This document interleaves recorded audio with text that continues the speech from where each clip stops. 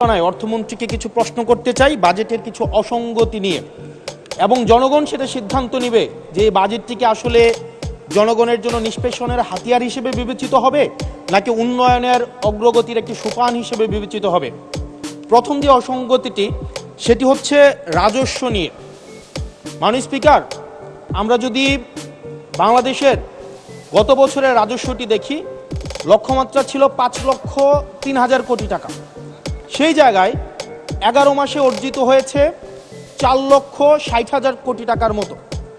হাতে আছে আর 1 মাস, ধরে নিচ্ছে 48,000 কোটি টাকা সেখান থেকে আমাদের লক্ষ্যমাত্রা অর্জিত হবে। তার মানে আমাদের অর্জিত হচ্ছে 4 লক্ষ কোটি টাকা, 3,60,000 কোটি টাকা প্লাস 40,000 কোটি টাকা, অর্থাৎ হচ্ছে 4 লক্ষ কোটি টাকা। মাননীয় স্পিকার, এই বাজেটে রাজস্বের লক্ষ্যমাত্রা নির্ধারণ করা হয়েছে 6,95,000 কোটি টাকা, অর্থাৎ প্রায় 74% লক্ষ্যমাত্রা বৃদ্ধি করা হয়েছে। পৃথিবীর সব দেশে তাবৎ অর্থনৈতিক ব্যবস্থায় বাজেটের যে রাজস্বের যে প্রবৃদ্ধি থাকে সেটি 10 থেকে 12%, একটা আইডিয়াল একটা ফিগার। সেই জায়গা থেকে মাননীয় অর্থমন্ত্রীর কাছে আমার প্রশ্ন, সারা দেশে বা বিগত রাজস্ব কালেকশনের যদি আমরা হিস্ট্রিটা দেখি, 10 থেকে 12%-এর জায়গায় সরকারের কাছে এমন কি মেকানিজম রয়েছে যে মেকানিজমের মধ্য দিয়ে প্রায় আমরা 75% আমরা রাজস্ব নতুন করে আমরা সংগ্রহ করতে পারবো। মাননীয় স্পিকার, সেই জায়গা থেকে আমরা বলছি যে এই যে রাজস্বের যে মাত্রাটি নির্ধারণ করা হয়েছে এবং এনবিআর এর যে সক্ষমতা রয়েছে সেটি বিবেচনায় এই বাজেটটির লক্ষ্যমাত্রা রাজস্বের ক্ষেত্রে কতটা অর্জিত হবে সেটি আসলে আমরা সন্দেহ প্রকাশ করছি। দ্বিতীয়ত, কিছুক্ষণ আগে একজন বলে গেলেন, একজন মাননীয় সংসদ সদস্য, যে আমাদের দেশের ইনভেস্টমেন্ট ফ্রেন্ডলি একটা এনভায়রনমেন্ট ক্রিয়েট করা হয়েছে। মাননীয় স্পিকার, 100 টাকার যদি আমি বাংলাদেশে ব্যবসা করি, আমাকে কর্পোরেট ট্যাক্স দিতে হয় 27.5%, অর্থাৎ আমি সেখানে 100 টাকার মধ্যে আমার পকেটে থাকে আর 72.50 টাকা, 72.5 টাকা। এই 72.5 টাকার মধ্যে আমার ডিভিডেন্ড ট্যাক্স 4.5 আমাকে দিতে হয় মাননীয় স্পিকার 40%, অর্থাৎ আমার পকেটে তখন থাকে 43.5 টাকা। এই 43.5 টাকা আমি 100 টাকা ইনকাম করি, আমার সর্বসাকুল্যে আমার ট্যাক্স চলে যায় 56.5%। আমরা যদি মালদ্বীপের দিকে তাকাই, আমরা যদি সিঙ্গাপুরের দিকে তাকাই, মালয়েশিয়ার দিকে তাকাই, সেখানে এই কর্পোরেট ট্যাক্স হচ্ছে 0%। আমরা যদি শ্রীলঙ্কার দিকে তাকাই 15%, নেপালের দিকে যদি তাকাই তাহলে সেটা 5%। শুধু সরকারের সমালোচনার খাতিরে না, আমরা নির্মোহভাবে কনস্ট্রাকটিভ ক্রিটিসিজমের জায়গা থেকে আমরা বলছি এই 56.5% কর্পোরেট ট্যাক্স এবং ডিভিডেন্ড ট্যাক্স বিদ্যমান রেখে এটা ডোমেস্টিক ইনভেস্টমেন্টকেও প্রমোট করবে না এবং ফরেন ইনভেস্টমেন্টকেও প্রমোট করবে না। যেই বিজনেসম্যান আমার সিঙ্গাপুরে বিজনেস করতে পারবে 0% ট্যাক্স দিয়ে, সেই বিজনেসম্যান 56.5% ট্যাক্স দিয়ে সেই বাংলাদেশে বিজনেস করতে আসবে না। মাননীয় স্পিকার, আমরা সেই জায়গা থেকে প্রত্যাশা করেছিলাম যে এই বাজেট একটা ইনভেস্টমেন্ট ফ্রেন্ডলি একটা বাজেট হবে এবং কর্পোরেট ট্যাক্সের একটা সহনশীল মাত্রায় কর্পোরেট ট্যাক্সকে রিডিউস করা হবে। হতাশ হয়েছে মাননীয় স্পিকার। মাননীয় স্পিকার, আমরা যদি পরবর্তী যে অসঙ্গতিটা, সেটা হচ্ছে মূল্যস্ফীতি এবং জিডিপির যে লক্ষ্যমাত্রা নির্ধারণ করা হয়েছে। বর্তমানে মূল্যস্ফীতি হচ্ছে 9.4% এবং আমরা যদি খাদ্যপণ্যের মূল্যস্ফীতি ধরতে যাই সেটা 12%-এরও বেশি। এখন এই বাজেটে নির্ধারণ করা হয়েছে মূল্যস্ফীতি সেটা আমাদের 7.5%-এ রিডিউস করা হবে। পৃথিবীর সব দেশে, সব বাজেটে, সব অর্থনৈতিক ব্যবস্থায় মূল্যস্ফীতিকে নিয়ন্ত্রণ করার স্বীকৃত মাধ্যম হচ্ছে দুইটা। একটা হচ্ছে উচ্চ হারে সুদ নির্ধারণ করা অথবা গভর্নমেন্ট এক্সপেন্ডিচার কমিয়ে নিয়ে আসা।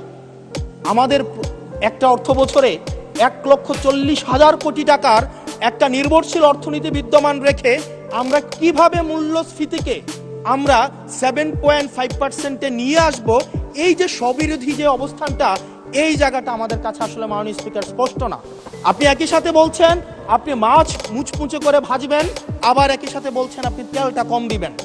এই যে স্ববিরোধী অবস্থানটা, এটা আমাদের সাধারণ মানুষের কাছে এটা স্পষ্ট হতে হবে।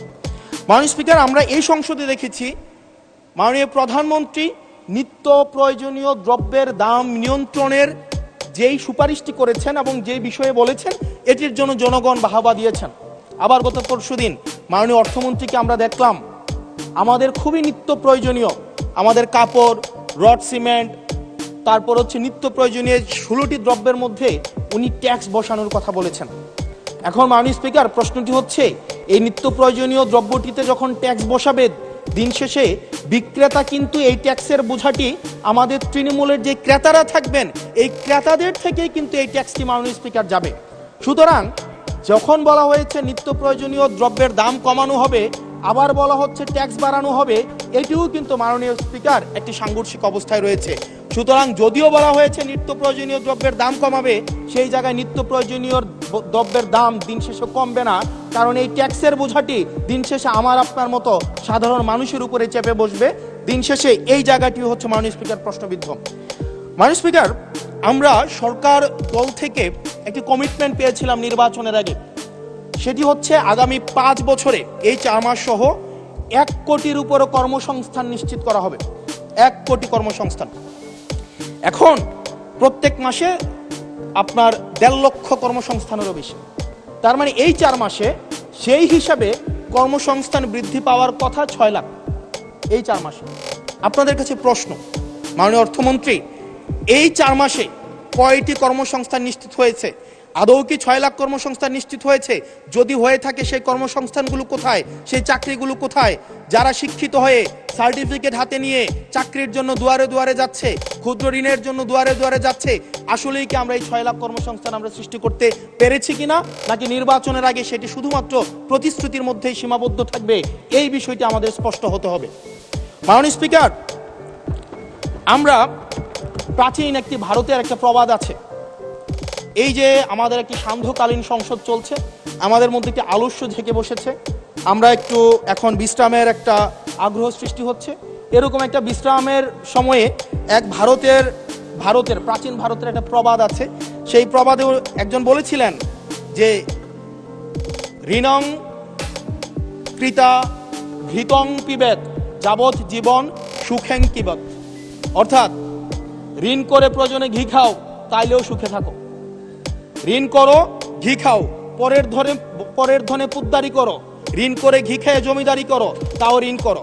আমার কাছে মনে হচ্ছে মাননীয় স্পিকার, এই প্রবাদটিকে সরকারি দলের কিছু সদস্য খুব সিরিয়াসলি নিয়ে ওনারা ঋণ করো, ঘি খাও, তাও সুখে থাকো, এটাকে ওনারা এভাবে নিয়েছেন, ঋণ করো, ঋণ খেলাপি হও, তাও নির্বাচন অংশগ্রহণ করো। মাননীয় স্পিকার, আমরা দেখলাম এই সংসদে আমরা মাননীয় অর্থমন্ত্রীর কাছ থেকে আমরা কোনো স্পষ্ট কোনো কর্মসূচি আমরা পাই নাই।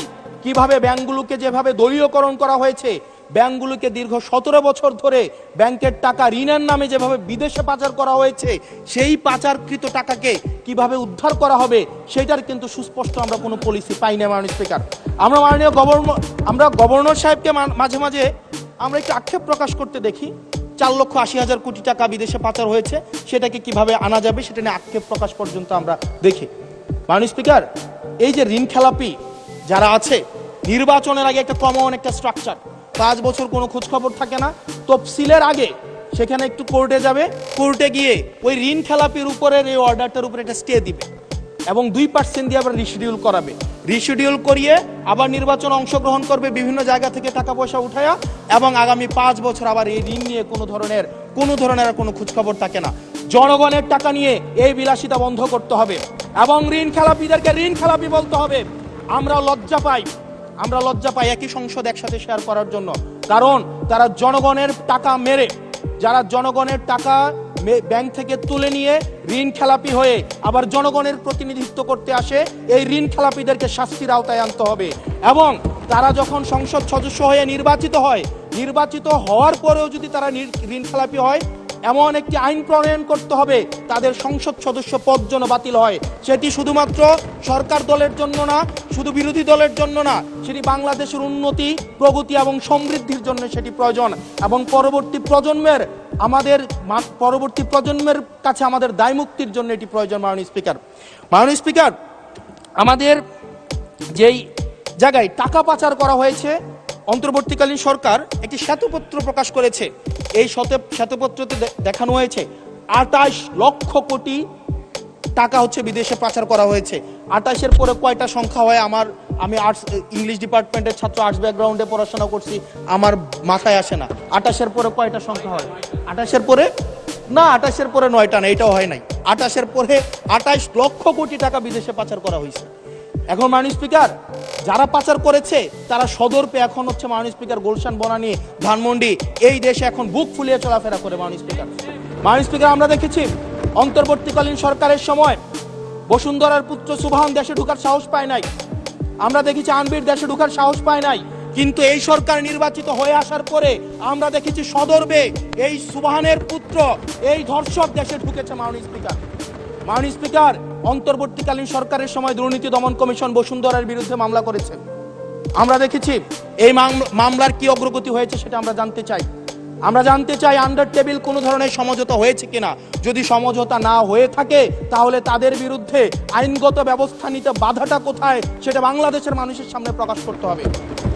মাননীয় স্পিকার, অন্তর্বর্তীকালীন সরকার এই বসুন্ধরা গ্রুপ যারা বিদেশে টাকা পাচার করেছে, মানুষের সম্পদ দখল করেছে এবং মিডিয়ার মধ্য দিয়ে আওয়ামী লীগের গুম খুন হত্যাকে যারা বৈধতা দিয়েছে তাদের খুঁটির জোর কোথায় সেটা আমরা জানতে চাই। মাননীয় স্পিকার, আমরা মাননীয় স্পিকার অবশ্য শুনতে পেয়েছি, বললে অবশ্য অনেকে রাগ করে। মাননীয় সদস্য, আপনার সময় শেষ হয়ে গেছে, তারপরেও চিফ হুইপ মহোদয় অনুরোধ করেছেন আরো 3 মিনিট বাড়ানো হলো। থ্যাংক ইউ মাননীয় স্পিকার। মাননীয় স্পিকার, আমরা শুনতে পেয়েছি বা দেখতে পাই এবং সরকার দলেরই অনেকে মাঝে মাঝে আমাদের কাছে এসে দুঃখ প্রকাশ করে যে আসলে আমরা জেল খেটেছি, আমরা কষ্ট করেছি, আমাদের সন্তানদের সাথে আমরা থাকতে পারি নাই, কিন্তু আমাদের দলে কিছু কিছু মানুষ বসুন্ধরার অ্যাডভাইজর হিসেবে কাজ করে, তাদের মিডিয়ার অ্যাডভাইজর হিসেবে কাজ করে। মাননীয় স্পিকার, যেই মিডিয়া তারেক রহমানকে, মাননীয় প্রধানমন্ত্রী তারেক রহমানকে দেশদ্রোহী হিসাবে ফ্রেমিং করেছে, সেই মিডিয়ার অ্যাডভাইজর হিসেবে আজকে বসুন্ধরা গ্রুপে আজকে এই সরকার দলীয় সংসদ সদস্যদের অনেকেই তারা সেখানে যুক্ত। মাননীয় স্পিকার, এটা আমাদের জন্য না, বরং তাদের সহকর্মীদের জন্য এটি তাদের হৃদয়ে রক্তক্ষরণ হয়, সেটি আমরা জানি। মাননীয় স্পিকার, এই বসুন্ধরার বিরুদ্ধে যারা কথা বলে তাদের বিরুদ্ধে মিডিয়া লেলিয়ে দেওয়া হয়। মাননীয় স্পিকার, আমরা যারা ঋণ খেলাপি, যারা ব্যাংকগুলোকে দখল করেছে, যারা গণতন্ত্র পথকে রুদ্ধ করেছে, গুম খুনের বৈধ, একটু ওয়েট করেন, সময় তো দিবে, আসতেছে, শেষ হোক। যারা গুম খুনের, আমি আপনাকেই বলছি মিস্টার হাসান, এইদিকে। ইয়েস মাননীয় স্পিকার, আমি অ্যাড্রেসিং ইউ মাননীয় স্পিকার। যারা গুম খুনের বৈধতা উৎপাদন করেছে তাদের বিরুদ্ধে আমরা অন্তত বিএনপি থেকে স্ট্রিক্ট আমরা অ্যাকশন দেখতে চাই। মাননীয় স্পিকার, মাননীয় প্রধানমন্ত্রী প্রতিশোধ পরায়ণ হন নাই, আমরা সেটাকে ওয়েলকাম জানাই। মাননীয় স্পিকার, প্রতিশোধ পরায়ণ না হওয়া আর সুবিচার নিশ্চিত না করা দুইটা এক না। মাননীয় স্পিকার, আমরা ওয়েলকাম করি উনি প্রতিশোধ পরায়ণ হন নাই, ব্যক্তিগত রাগ ক্ষোভের ঊর্ধ্বে উনি উঠতে পেরেছেন, কিন্তু আমরা এটা ওনার কাছ থেকে শুনতে চাই, উনার দলের কাছ থেকে শুনতে চাই গুম খুনের হত্যার উনি সুবিচার নিশ্চিত করবেন, উনি আইনের শাসন নিশ্চিত করবেন এবং এতদিন ধরে যারা নিয়ন্ত্রিত মিডিয়ার মাধ্যমে এই ফেসিবাদের পক্ষে যারা বয়ান উৎপাদন করেছেন তাদের বিরুদ্ধে উনি সুবিচার নিশ্চিত করবেন। মাননীয় স্পিকার, আমাদের প্রতিহিংসার কথা বলছি না, প্রতিশোধ পরায়ণতার কথা বলছি না। মাননীয় স্পিকার, আজকে এই জায়গাতে আমরা আবার দেখতে পাচ্ছি যেটা আমাদেরকে শঙ্কার মধ্যে ফেলে, রাজনৈতিক প্রতিহিংসার রাজনীতি আবার শুরু হচ্ছে। মাননীয় স্পিকার, একজন সরকার দলীয় একজন প্রতিমন্ত্রীর বিরুদ্ধে কথা বলায় মিডিয়ার একজন সম্পাদকের বিরুদ্ধে মামলা করা হয়েছে। মাননীয় স্পিকার, এটি খুবই দুঃখজনক। ওনাকে জেলে নেওয়া হয়েছে একজন প্রতিমন্ত্রীর বিরুদ্ধে কথা বলায়। এবং মাননীয় স্পিকার, আমি আপনার প্রোটেকশন দাবি করছি, কারণ আমরাও বলতে ভয় পাই, কারণ আমরা যদি সরকারের সমালোচনা করি, কোনো প্রতিমন্ত্রীর বিরুদ্ধে কথা বলি, মন্ত্রীর বিরুদ্ধে কথা বলি, আমার এলাকার বাজেট দিয়ে বন্ধ করে দিবে না সেটার কিন্তু নিশ্চয়তা নাই। সেই কারণে আমাদের মধ্যে অনেকেই কথা বলার সময় আওয়াজটা একটু কম করে বলে। মাননীয় স্পিকার, আপনার কাছে অনুরোধ করি, আমার জন্য আমার এলাকার মানুষকে যেন বঞ্চিত করা না হয়। আমি এই সংসদে অনুমতি নিয়ে কখনো বিরোধিতা হয় না।